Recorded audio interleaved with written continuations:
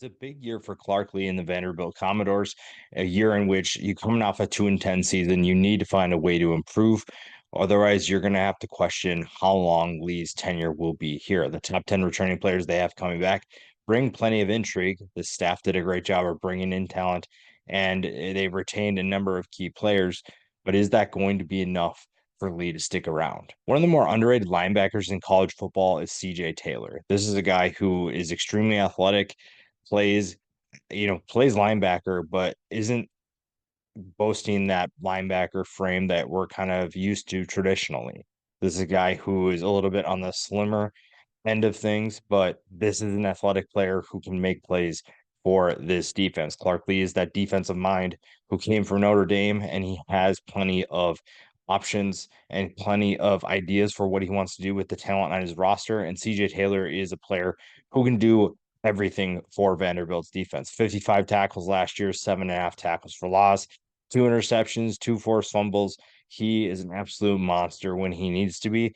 And Vanderbilt needs him to be that this year. This is someone who's going to need to step up in a big way, someone who's going to need to take that next step and be a leader, both as a verbal leader, lead by example. And when you're looking at what this defense needs, they need to improve. And a guy like CJ Taylor leads the way. Another linebacker is Langston Patterson. I think that you're looking at a player who could have a big year. A lot of teams know what Taylor is capable of doing. That leaves a lot of opportunities for guys like Patterson. 74 tackles last year, 8 tackles for loss. When you look at what Vanderbilt did last year defensively, it wasn't great. You look at the numbers they had, and it's easy to see why there's some doubt going into this season. Now, granted, you're playing in the SEC. That's not going to be easy. That's not an easy route to go for any team. But Vanderbilt knows what they're getting into. This isn't new to them. It's just a matter of, do they have the right talent on the roster? Patterson is one of those guys who maybe isn't your best linebacker in the conference in terms of talent, but he is someone who can make plays. He is someone with Taylor who can find a way to help this team. And again, this defense needs to make improvements, and guys like Patterson and Taylor are going to lead that charge. It's just a matter of how much more improvement can they show? We talked about Clark Lee going to get talent from the transfer portal, and the quarterback position will play a huge role. It's been kind of up and down at the position for the last few years, and Diego Pavia could be a great answer to some of those woes. He was an influential player for New Mexico State, and I was a little bit surprised to see him come to Vanderbilt, a year in which he threw for over 2,900 yards, 26 touchdowns. He also almost rushed for 1,000 yards and 7 touchdowns. That's the kind of production that would put Vanderbilt in the conversation for a bowl game, especially after a 2-10 season. They need a dramatic turnaround, and Diego Pavia is one of those electric players that can do that for him. Now he's going to enter a competition and he's going to have to win the job, but he is someone who could be electric for this Commodores offense. Back to the defensive side of the ball, I think that this front seven might be one of the most underrated groups in college football. Aeneas DeCosmo is another player that adds to Patterson and Taylor, and you're looking at a player who is just getting started. 33 tackles, 6 tackles for loss, 2.5 sacks. Not the best production of any player that we'll talk about in this top 10 series, or any tackle player we'll talk about going into the college football season. This is someone who has serious talent, has the ability to make a huge impact for this team. If he can find a way to improve on those numbers, you're looking at a Vanderbilt defense that won't be near the bottom anymore. This may not be the most elite defense, but you have talented players that can make this defense much better than it was last year. We also went to the transfer portal to help that front seven. He got Zaylen Wood from Middle Tennessee. Didn't have the best stats in 2023, but if you look at his career production, this is a player who will have a big time impact. A little bit undersized at 6 feet, 275 pounds, but he is someone who can be a major impact player. He's a good complement to what DeCosmo will do on the other side of the football. And again, this front seven has a lot of potential. And when you look at the numbers of what they did last year, getting to the quarterback, will be a feature, will be a focus of this defense, especially that front seven. And it's going to help the secondary, which goes through a kind of a transition period. And I think that that's going to be huge for a defense, like I said, that struggled mightily last year stopping teams. And it's not, again, we're not going to see an elite defense, but I think you're going to see a much improved defense for Vanderbilt in 2024. Back to the offensive side of the ball, Junior Sherrill has potential for a breakout year. The quarterback position plays a huge role in this. Obviously, you have Pavia coming in. Maybe that solves a lot of their problems. But when you look at the talent that they lost, somebody needs to step up. Losing Will Shepherd was always going to hurt, but you need someone that can fill his shoes. And Junior Sherrill doesn't have the frame of Will Shepherd, but the production could be his. 293 yards and 3 touchdowns last year. Again, more of that rotational player, but I think that he has the speed to be explosive for this offense. And when you give him more touches, I think that's only going to mean good things. This is a player who can expand the field, make things a little bit more difficult for the guys that they're facing, for the secondaries they'll face. And again, when you look at the production that they lost, somebody needs to step up, and a guy like Junior Sherrill could be that guy. Now, another guy who's going to compete with Pavia is Utah transfer Nate Johnson.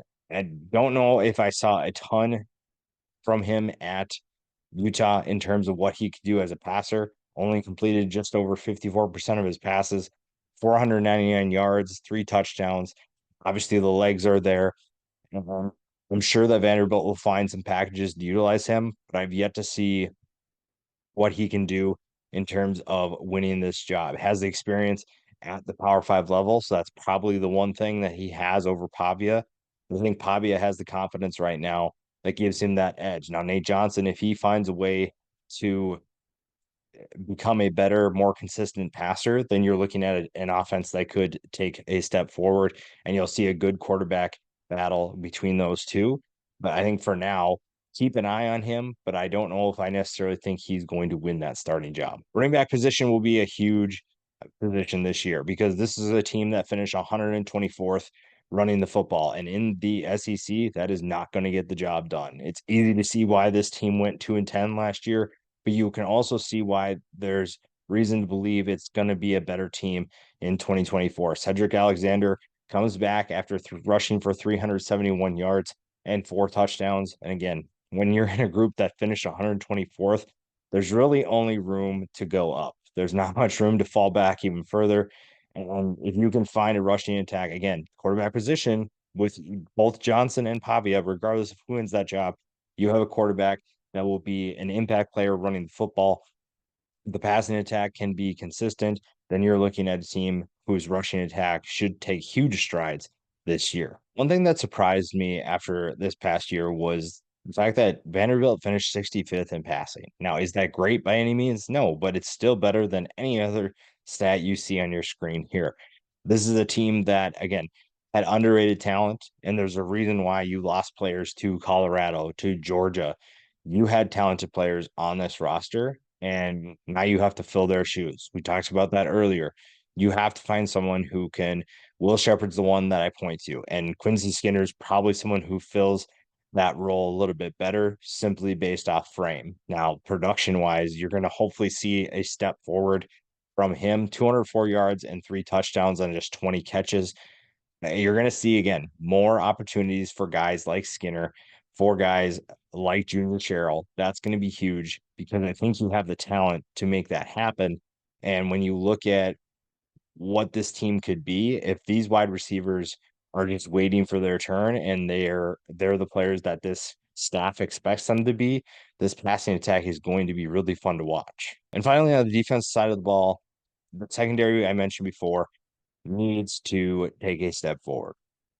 Finishing 129th, even in the SEC for Vanderbilt, is just not acceptable. Clark Lee will not accept that as the standard. They have a different set of expectations. So getting a guy like Rondon Fontenette is absolutely huge. He's a big body player at 6'2", 214 pounds. That gives you good size on the back end of your defense. And he comes in from TCU needing an opportunity. Vanderbilt gives him that chance to showcase what he can do. You see the size that's going to help him. You see the athletic frame when you watch him play. And again, if you even take the slightest step forward, Vanderbilt is a much better team. Again, it does not take a ton to see the improvement for this team. If you have even the slightest improvement defensively, I mean, most of these stats, they're in the hundreds. Even if you get that into the 80s, you're seeing a much improved team. Doesn't guarantee that you're going to make a bowl game, but you're at least going to see a better team that's tougher to beat. And last year, we saw a number of games in which this team did not look good. We saw a number of games in which you saw Vanderbilt struggle mightily, especially defending teams. And when you bring a number of talented players along with the returning talent that you have coming back, then it's looking more and more like this will be a much improved team, a team that could make a bowl game. And if that is the case, Clark Lee will feel a little bit better about his job status heading into 2025.